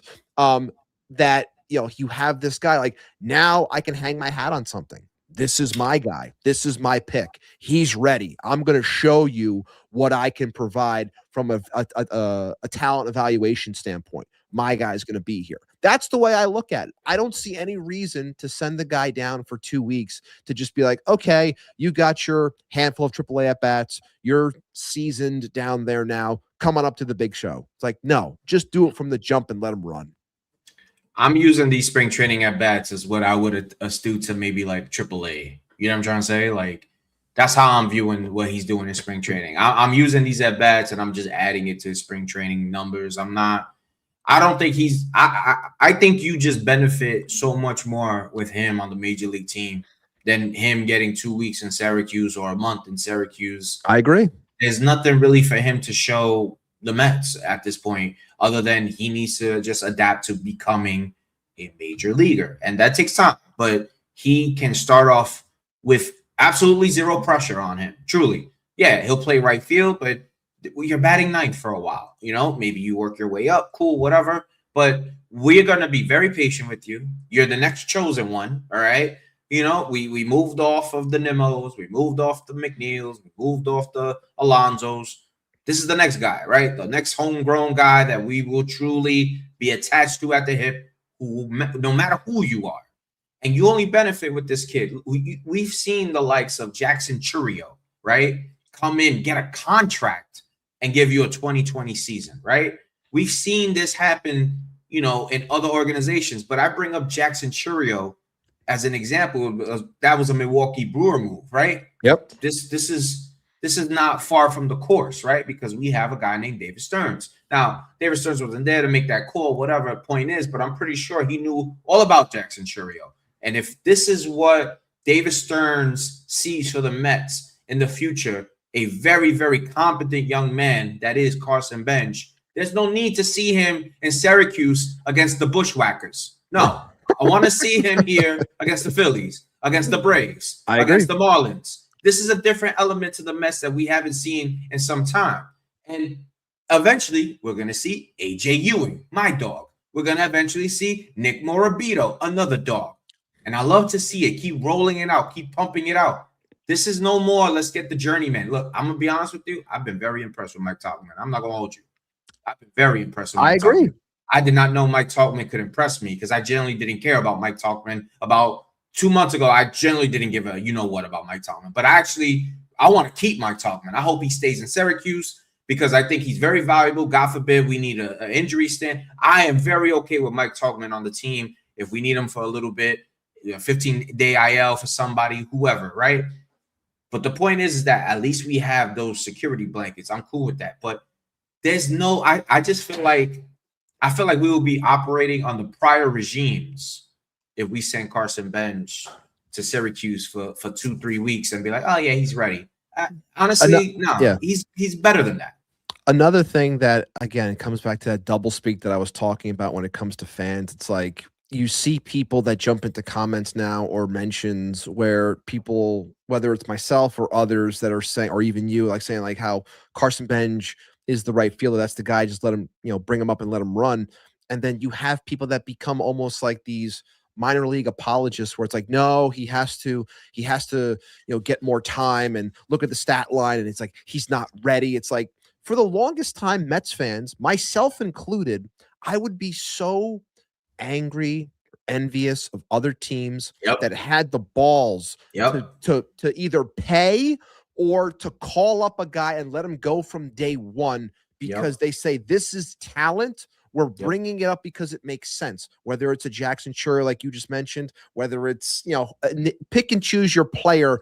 Jackson Merrill, another great one. I don't think Baltimore did it with Jackson Holiday, but still, the point being, like, these teams are more aggressive, and the Atlanta Braves, like, we hate the Braves, but they would do it constantly too when it comes to paying these guys and calling these guys up. And we're sitting there like, well, where the hell's our guy? Why the hell can't we do this? Why are we waiting for this? And, shout out to Joe DeMeo, who's in the chat right now. And he's saying, like, I'm not going to be happy if I have to post Benge Syracuse home run highlights to get 100 replies. I agree with him.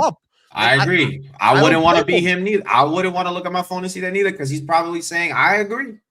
I agree. Joe's been adamant saying how Benge should be the right fielder as well. It just 100%. It makes way too much sense. And for where, in my opinion, like, for the health of this team, where they are from a 1-9 standpoint, I think it's a perfect time to let up, something like this happen, where it's not a unfit team. It's not a circus that is being run by the front office that we're used to. It's not calling someone up to be a savior. It's not calling someone up and plugging him into the 3 or 4 spot. Like, he can legit come up in that 8th or 9th, and it just makes sense. And within the scope of a lineup, it makes a lot of sense, especially when it comes to turning it over. Like, I just think that there's no reason why you need to establish more floor with this team and have a Talkman be the starter, whereas it's time to add more ceiling and let Carson Benge run. And one thing that I'm really big on, like, so you see how, we have these conversations in our group chat about like when Carson talks about pulling the ball, or you talk about like the moxie of a player, like you feel like you could just see it. Like, for me, something I really truly think is important for the development of any young player, he needs to travel to major league ballparks. He needs to understand these things. These are like, this is no joke, man. This part is of it. Yeah. Yeah. Like this, he needs to understand what it is to go to Atlanta on a Friday night and hear the nonsense, right? He needs to know what it is to go to the West Coast in April, right? And then come back over to Citi Field and wonder, why is it still cold? Like, he needs to understand these things, right? That is exactly why he needs to be with the team, honestly. And the only way he's going to learn that is being with us, right? I genuinely don't understand if he goes to Syracuse, he might get bored. And we've seen this with prospects. They get bored and they don't even perform. And then everybody's like, what happened to him? Nothing happened to him. He just doesn't want to be there.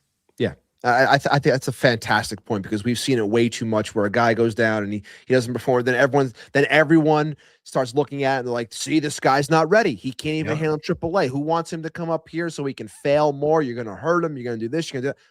No, bring him up, let him go. But like you mentioned someone who's definitely going to be my answer here, and maybe it's even yours, because we're in sync like that. But when it comes to things that you've picked up on, things that you've noticed across camp, as we're watching from afar or intently, whatever it may be, I know where this is going. Standouts for the spring so far. I have one person in mind right away.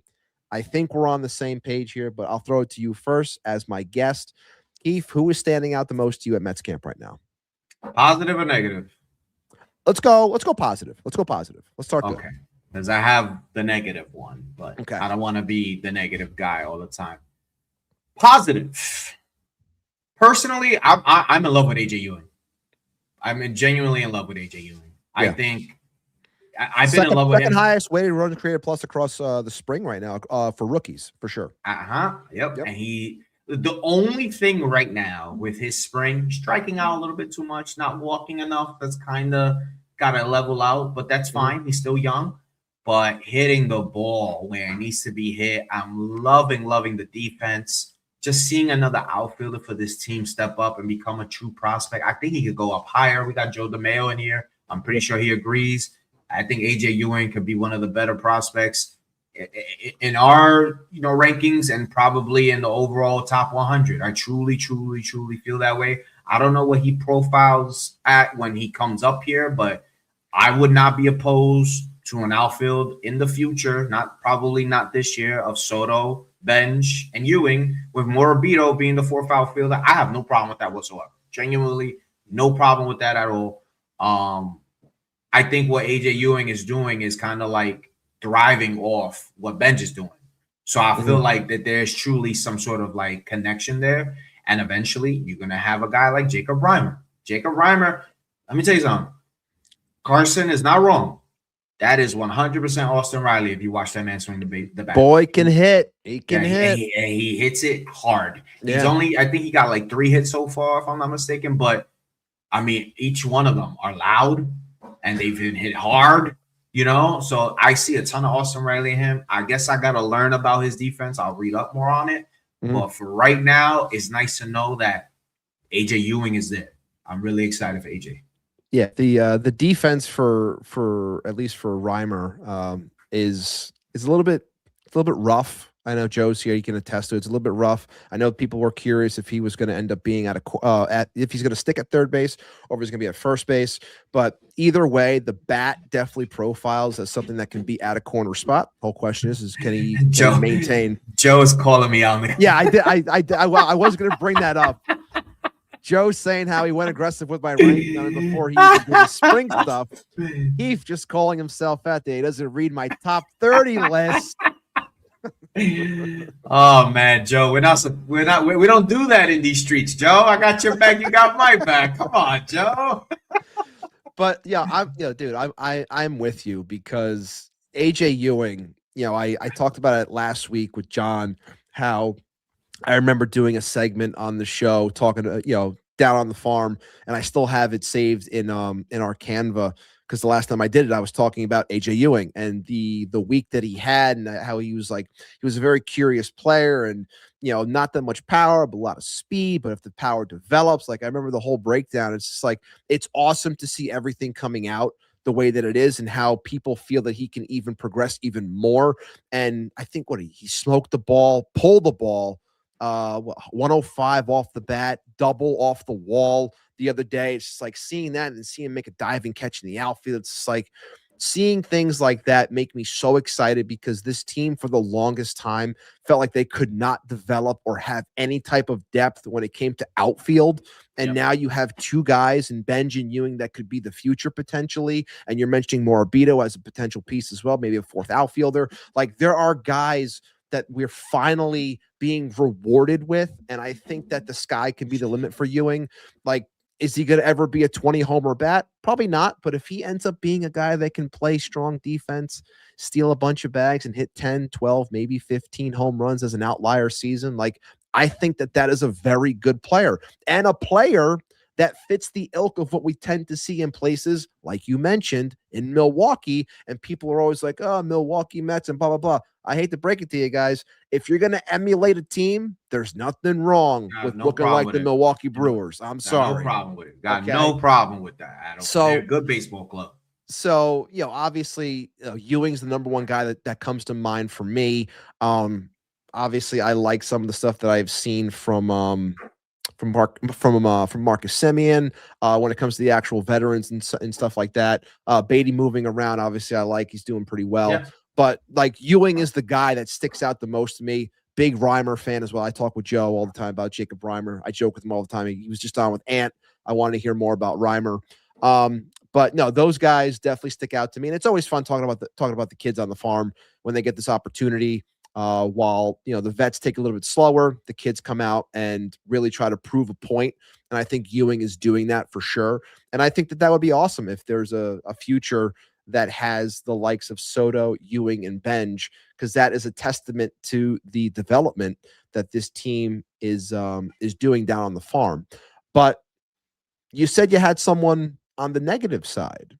What is standing out to you when it comes to the negative? I'm curious on this one because I was trying to think. I'm not sure where you're going to go, so I'm curious. Got a Sean Manaea problem, brother. We do have a Sean Manaea problem. That's the one thing I forgot from the description. The Sean Manaea VELO was down about 88 miles an hour, and we're not talking the DeLorean, so we can't go back to the future here to 2024. We're trying to move into the present. Sean Manaea was at 88 miles an hour. Says he's not worried, says he feels healthy. Keith, you're worried. Talk to me. I'm worried because not only was that the discourse, also the discourse was that, his arm slot was also lowered more than what it should have been last year. And he's trying to get back, kept dropping. He's trying to get it back to what it was in 2024. And I just think for a guy like that at his age, I know it's tough for pitchers to constantly reinvent themselves, but this is a guy, in my opinion, that I feel like when things are he reminds me so much in many ways of like Kodai Senga has the same problem. When things just don't go right, when things are just if there's a little bit of discomfort, or if there's a little bit of I don't have it today or whatever, or just something like that, it goes from 0 to 100. And we've seen injuries in the past with him. He had an injury in 24. He pitched through it. He said he was okay. We paid him. You know, we still got more years to pay him. And all the projections I've seen on FanGraphs and everything like that, we're going to get around a 4 ERA. I think getting that is a slam dunk. I don't know if he even clips like a $120 in innings. I think there's an IL stint coming. I'm worried about how long it is. I just don't know if he's right. He may have to eventually adjust into that swingman role that he used to do. Where he I agree. I'm worried because we may have peaked real early with him. And if he doesn't have his arm slot where he needs to go, and he doesn't have his velocity, then that's two problems for a guy coming off a problematic year. I will try my best to find the optimism in him. I was the first person to name him the tribal chief, and I was the first person to name him Solo Sokoa because I haven't seen the tribal chief in about 2 years. I'm rooting for him, but I'm going to be honest with you guys. You could disagree. It's fine. I think he's going to be one of the most frustrating Mets to watch this year. We had talked about Manaea over the last couple of weeks, and people are asking questions about this rotation and where it could go, and obviously seeing him go out there and top out at 88, a little concerning, but obviously he's going to come out and say, no, I feel fine, I'm healthy, I'm focusing on things, I'll ramp up in a little bit, probably get back to that, hopefully that 93, 94 area at least, on a more consistent basis. But I think you're right when you say he might be a very expensive swingman, because I hate that I was right. I really hate that I was right when we were talking off season, a couple years ago now at this point, and we were talking about Sean Manaea, and I was saying how I'm afraid that he stays and they pay him because he's coming off of a year where he's thrown over 190 innings total. He crapped out at the end because he had nothing left. He gave you everything. He's emulating the likes of Chris Sale, who always gets hurt. Fantastic when he's healthy, but he always gets hurt. Like, it's a dangerous game to play. They choose to pay him. I understand why they had to. I get it. But I also said, temper expectations, because I'm worried he's going to get hurt because his body's not used to the workload that he had done to that point. And he was more so swingman when he was in San Francisco. He wasn't doing this much. And now you wonder if, I hate to comp it to this, but in terms of maybe just being towards the downside, unless it's we all watched Johan Santana throw the no-hitter, but that ended his career. We watched Sean Manaea go out there and act like an ace for this team for 24, and then he kind of hasn't been the same since. That's something I can just draw to from a Mets perspective that it kind of reminds me of. Obviously, I don't want to be right. I'm rooting for Sean Manaea. The guy seemed like he's awesome, great in the clubhouse, what have you, well liked. But I am worried. I do think, and I have said that he could fit as that swingman because he's the one between him and Senga that could actually work in that sense, I think. But obviously you want him to be healthy because it means that the staff is doing well.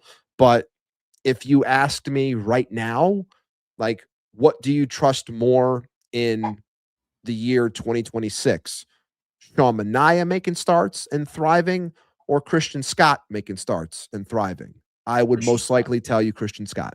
I would. And that's another guy I should have mentioned when it came to impressing, because he's been awesome this spring so far too. He's been great. Absolutely. So happy he's healthy, happy he's on the back end. That can definitely help this team, because I do worry about the injuries and I do worry about Manaea. And the 88 is concerning, but I'll hold off just for a moment until I see him again, to where we can see where that velocity goes. I know he was saying that the mound was weird, what have you, but I will hold off on the miles per hour for now. You see though? I know it's always something. It's not perfect. Yeah. Pitching is all about a mindset. If you're not locked into what you got to do, you start focusing on these little things, and then, boop, you're not focused. Armand bringing up here, if he chose to actually get those loose bodies removed now, he would be out until July, with the example being the Reds Hunter Green, which sucks because Hunter Green's fantastic, but we just wait for these pitchers to have these injuries and these surgeries heads at this up. point. Heads up. Italy, Vinny Pasquantino home run. There we go. 1-0. Yep. 1-0. Vinny P, get the espresso machine out. Get the double cheek kiss ready for the main man, Vinny Pasquantino. Pasquatch. He's getting his espresso now. Oh boy. Okay. So, I think, I'm glad that you actually mentioned Manaea, because I forgot that was part of my description. That was definitely a concern of mine, the VELO, but I'll hold off for at least one more. But it does fit your narrative of things need to be perfect. So it's something to definitely watch, and hopefully the guy can provide enough, because we all know that we need upwards of 10 plus pitchers throughout a given season just to survive. And he is one of those 10.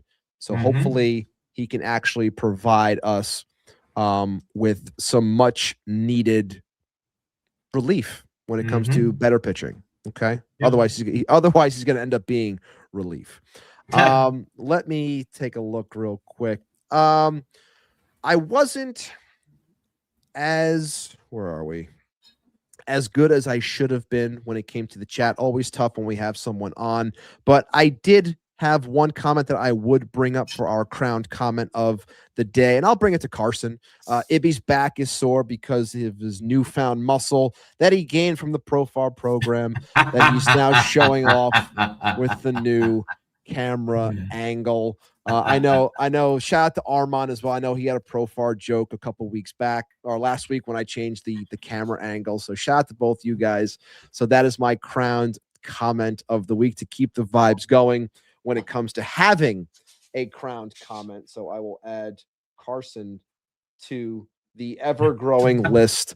And no worries, guys. Eventually, I'll have something to give away for you guys when it comes to the crowned comment. I'll do like a wheel spin or something for a winner. And I know Keith's on there twice, so he'll be a part of that as well. So maybe he'll be able to get something when it comes to the comments. But Keith, I appreciate you so much, brother, for coming on. Please plug anything that you want right now. Let people know where they can find you, what you're doing, anything upcoming, future streams. Have at it.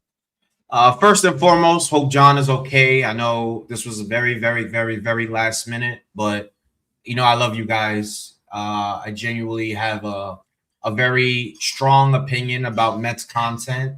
And one of my favorite Met contents to consume is Til Mets Do Us Part. You guys are always welcome on Shay and Sons. I love you guys. You guys are great.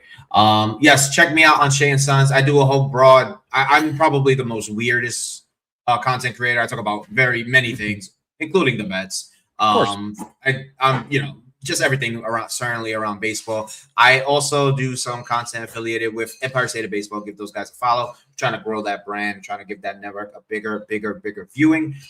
They cover all things within the New York tri-state. Unfortunately, they cover the Yankees, but that's part of another team, but we're all under that little umbrella. So anyways, check me out, Shane Sons on X. You can find me at Kicking It With Keith, making fun of Bryce Harper and tweeting about wrestling because I love wrestling. Keith is a huge Danhausen fan, big time Fanhausen. So make sure you send all the Danhausen and make sure you curse Keith. No, don't curse Keith. I'm sure he's getting cursed right now when it comes to Phillies fans because he's been trolling Bryce Harper nonstop. And the trumpet or whatever it was, that was a good one. That was a good one. So if there's one thing Keith is good at, it's always finding those videos that make sense when it comes to trolling someone. That is a gift for sure. Shout out to everyone that joined us this week. Make sure you like the video, hype the video, subscribe to the channel. We're ever growing. We're still trying to get our way towards 1550 so I can give away the signed memorabilia of Billy Wagner with the 2025 Hall of Fame inscription. So make sure you continue to subscribe to the channel so I can give it away to someone. That'd be awesome. But thank you, everybody. It's been an awesome show.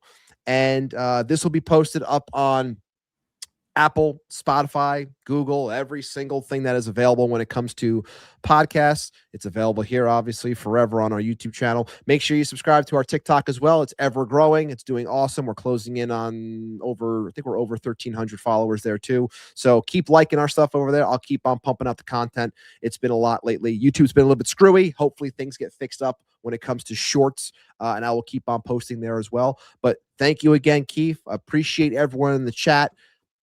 I'm Matt Ibanez, filling in as your host with John not here. Hopefully John's back next week. We'll keep you posted with everything. That being said, we're out. And of course,